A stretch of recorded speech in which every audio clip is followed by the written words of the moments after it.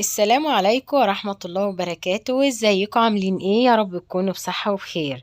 من اجمل واحلى الوصفات اللي ممكن تعملوها وسريعة جدا الحلا البارد، اللي هو عبارة عن طبقات الجيلي بالكاستر. جميلة جدا جدا وسهلة وبسيطة، وبصوا ما بتاخدش اي وقت خالص، وبأسهل وابسط الطرق هتعملوها والكل هيحبها، الأطفال والكبار. بصراحة كل الأسرة هتعشق هذه الوصفة ومش هتاخد منكم أي وقت خالص، وياريت تجربوها لو انتوا ما تعرفوهاش، وياريت تشوفوها معايا وتكملوا الفيديو للآخر. والتحضير هذه الوصفة هنحضر معانا هنا البايركس بتاعنا، صينية بايركس. مفيش بايركس أي صينية تفضلوا اللي انتوا تعملوا فيها الوصفة. وعندنا هنا كوباية من اللبن أو الحليب. وطبعا انا جبت بسكوت سادة وهتبقى دي اول طبقة معانا. اي بسكوت سادة انتوا بتفضلوه هنجيبوه، ونجيبوا البسكوت كده وننزلوه بقى في اللبن او نغطسوه كده لغاية ما يتشرب معانا ايه اللبن كده بالشكل اللي انتوا شايفينه ده. واعمل من البسكوت دوت طبقتين، يعني طبقة كده زي ما انتوا شايفينها، وهعمل كمان طبقة من البسكوت، يعني طبقتين من البسكوت. هيبقوا هما دولت الطبقة الأولى بتاعتنا في حلا الكاستر بالجيلي. بصراحة هتبقى وصفة جميلة جدا جدا جدا، ويبصوا ومش هتكلفك حاجة، حاجات بسيطة جدا، وهتبقي عملت حاجة جميلة جدا في بيتك ولأطفالك. بصراحة تحفة تحفة تحفة. وبعد ما هخلص بقى الطبقة الأولى بتاعتنا بتاعت البسكوت، اللي هي عبارة عن طبقتين من البسكوت، هروح أعمل بقى إيه الطبقة التانية اللي هي عبارة عن الكاستر. وعندي هنا لتر من الحليب أو اللبن، كده كيلو يعني لبن أو لتر من الحليب، وهضيف عليه 4 معالق من الكاستر. 4 معالق يعني إيه كبار كده من الكاستر. وايه وادوبهم بقى مع بعض لغاية ما الكاستر يدوب خالص مع اللبن اهو، لغاية ما يدوب خالص. وبعد ما يدوب هقوم ضايفة بقى 4 معالق من السكر، بس مش مليانين، ممسوحين كده. او نضيف 3 معالق سكر حلوين، بس ايه انا ضفت يعني عشان يبقى المقدار 4 كاستر 4 سكر. وايه و4 كوبايات حليب، اللي هم عبارة عن لتر من الحليب او كيلو من اللبن، اللي هي الكوباية 250 ملي. وبعد ما ضفت ال4 معالق السكر ممسوحتين مش مليانين، اقلبه بقى خالص لغاية ما يدوب، واروح ارفعه على النار. وبعد ما رفعته على النار بقت هي دي النتيجة، وده السمك بتاعه اللي انتوا شايفينه ده. ابدأ بقى احطه على طبقة البسكوت، ويبقى هو دوت الطبقة التانية بتاعتنا اهوت.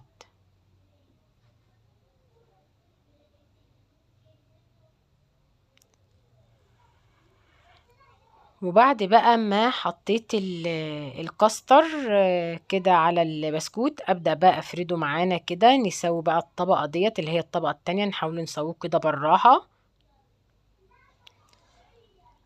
كده بالشكل دوت. وبعد ما هنسويه بقى كده نعمل بقى الطبقه التالتة بتاعتنا، وهي طبقه الجيلي. اللي هنستعمل الجيلي بتاعنا، اللي هو انا هستعمل جيلي دريم بالفراولة اهوت. وطبعا يعني ايه الخطوات بتاعته او ازاي تعملوه وطريقة العمل بتاعته وطريقة تحضيره موجودة عليه طبعا. تمشوا حسب الارشادات اللي مكتوبة عليه.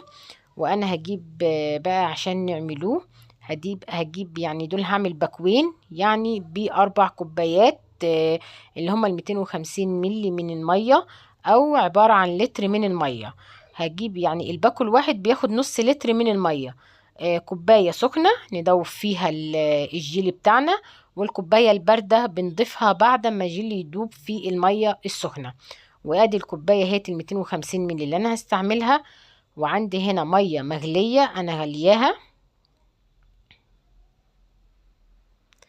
والمية المغلية بتاعتنا هتبقى عبارة عن نص لتر، يعني 250 ملي من الكوباية دي مرتين، يعني 500 ملي، اللي هو النص لتر من المية السخنة المغلية. وبعد كده هنزل بقى بالبودرة الجيلي بتاعنا اهوت، اللي هما الباكوين بتوع الجيلي.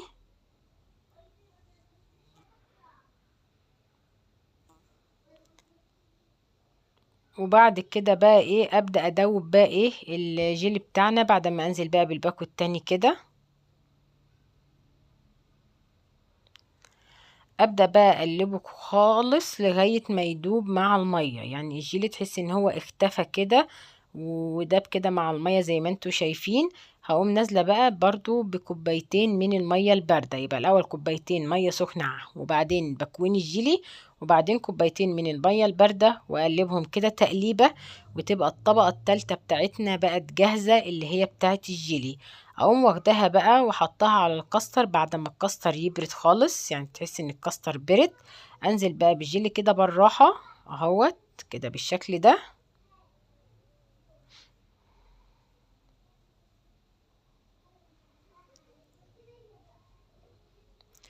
اهوت، وكده يبقى انا خلصت الوصفة بتاعتنا كده تبقى خلصت وبقت جاهزة معانا، بس لسه ما جهزتش قوي اللي احنا يعني ايه نستخدموها او ناكلوها.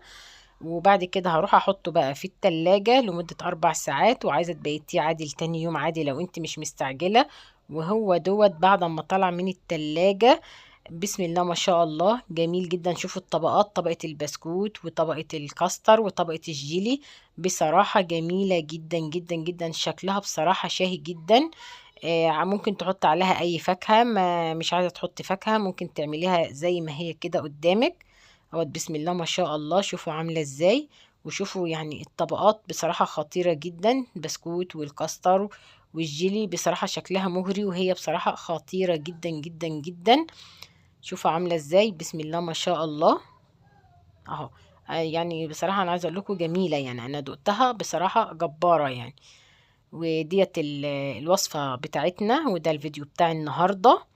عايزة اقول لكم لو بتشوفوني لأول مرة ما تنسوش تعملوا اللايك لو عجبكم الفيديو، وتشتركوا في قناتي قناة مروة الحداد، وتعملوا ايه شير للقناة والفيديو. ما شاء الله شوفوا بصراحة جميلة جدا جدا، يعني طبقات الجيلي بالكاستر بصراحة وصفة جميلة جدا، حالة بارد جميلة جدا، تتاكل في الصيف وفي الشتاء، تتاكل في جميع الأوقات. بصراحة يعني أنا مش عايزة أقول لكم أوصفها لكم عاملة إزاي، أهي قدامكم أهيت كمان يعني. وشوفوا حتى يعني شكلها عامل ازاي في الطبق، يعني بصراحة جميلة جدا جدا. شوفوا لو انت بتشتريها من بره هتشتريها بكام، انت عملتها في بيتك وعملتي كمية كويسة جدا تكفيكي وكفي اسرتك بطريقة بسيطة جدا ومقادير بسيطة جدا وغير مكلفة. واشوفكم الفيديو الجاي على خير. باي باي.